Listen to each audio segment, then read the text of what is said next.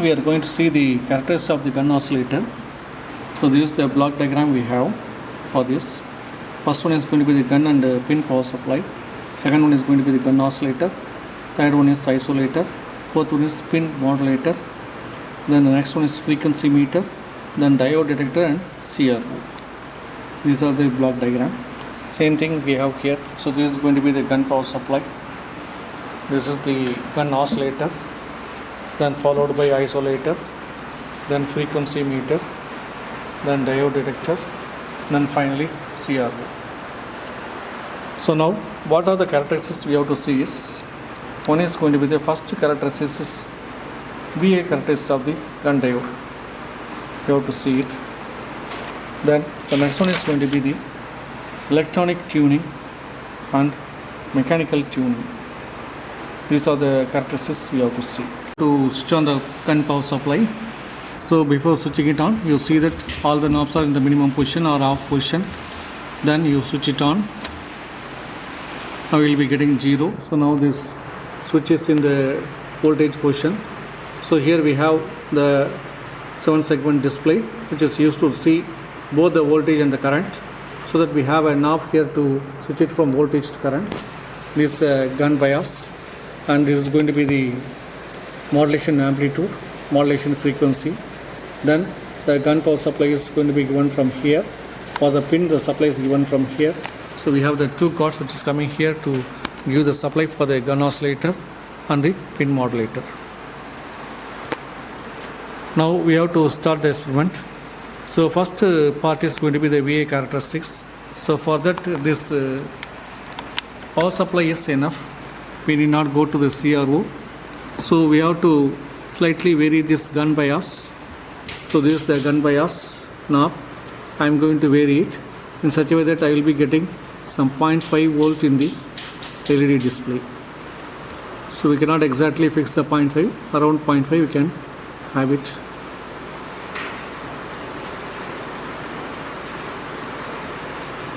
Say 0.546 we have got it. And then you put this knob in the current mode. You see the current is 0.035.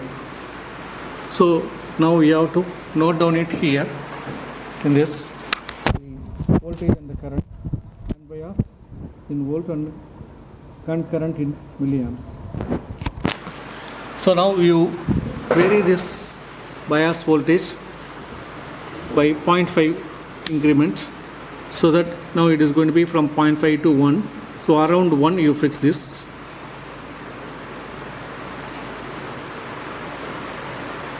So 1.01 I have fixed it, and note down the current is 0.070. Then again you switch it to voltage and vary that. It is going to be 1.5 now because a 0.5 increment.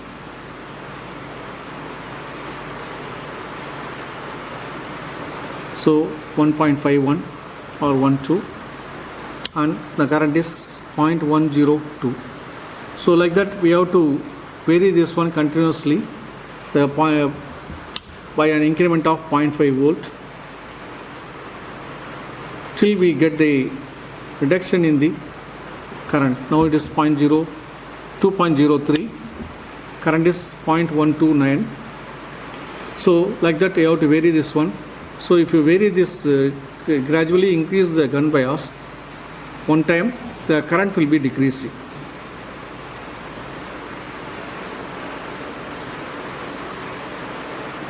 So it is going to 154, 160, then it is decreasing to 120. So this reading we have to note it by 0.5 increment in the voltage. So around this 3.5 we are getting this threshold voltage. On these voltages and the corresponding current, then you draw the graph. We will be getting the threshold voltage. So this is the first experiment, VA characteristics of the gun diode. The second part is electronic tuning. In this we are going to vary the gun bias and find the frequency of oscillation from the frequency meter. To this second, the electronic tuning. Now the gun bias is in the 3.9 volt, that is in the threshold voltage. Now you vary this modulating amplitude to a maximum to get the, so that you will be getting a square wave from the CRO. Now what you have to do is you have to keep this micrometer of the gun oscillator constant. You have to vary the gun bias and you have to find the dip in this frequency meter. So you have to change this gun bias voltage. So now we have kept it at 5.93 and for that we got the square waveform. Now you vary this one from either from the top or from the bottom. You have to vary this, and at one point you will be getting a dip. Where we are getting a dip, you stop it. Output, tuning this frequency meter.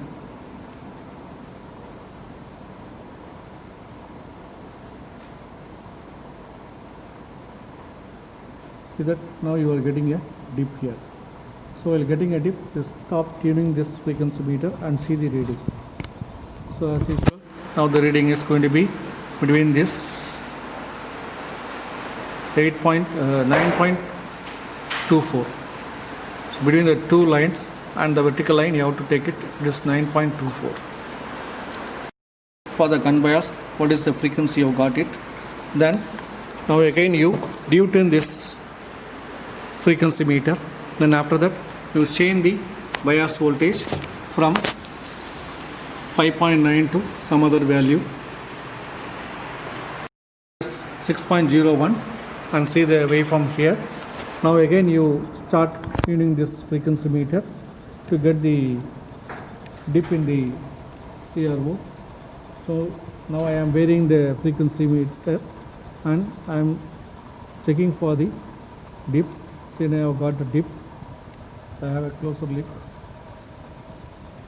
See, we are getting a dip here. So stop here where you are getting the dip and note down the value of the frequency from the frequency meter. So here it is going to be slightly greater than 9.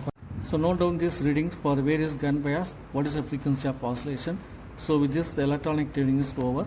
The next thing what we have to see is the mechanical tuning.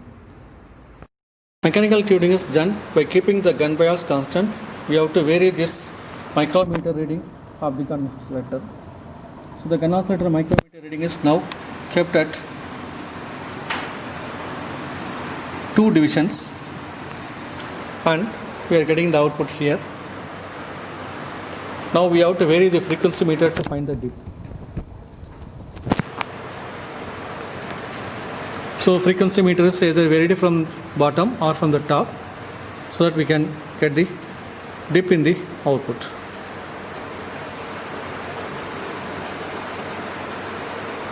So vary the frequency meter bit by bit slowly so that we can able to absorb the dip in the CRO.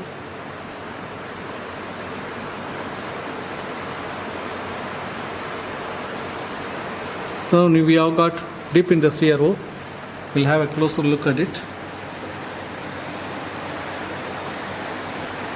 See the dip here.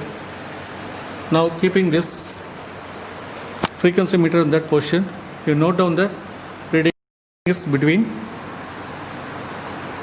9.4 and 9.2. So we have to exactly calculate the value here.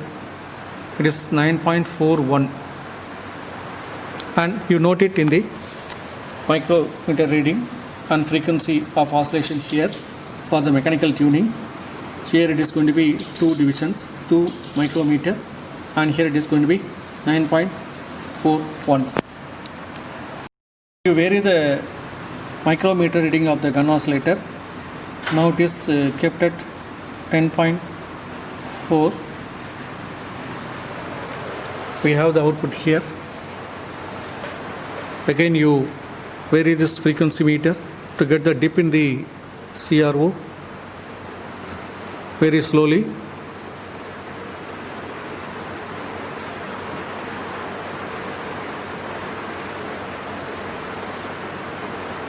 Now we got the dip.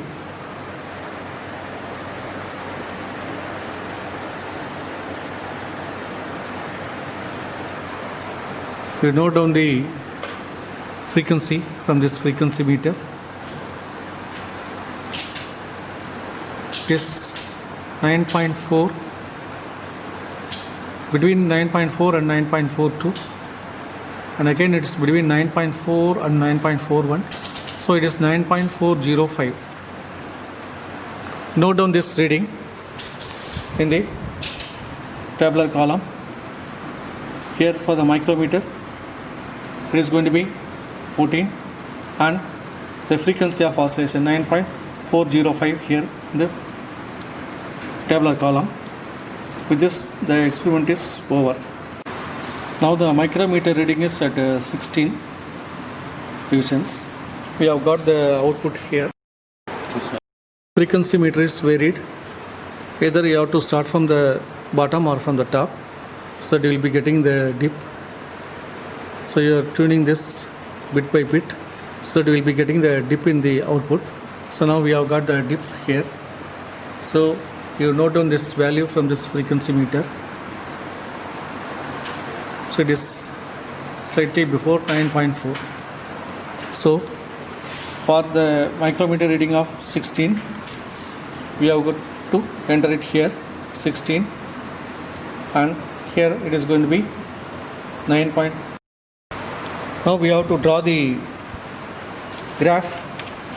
So for the VA characteristics, you take the reading and draw the graph in the ordinary graph, so that you will be getting a increase in the voltage will give you the increase in the current.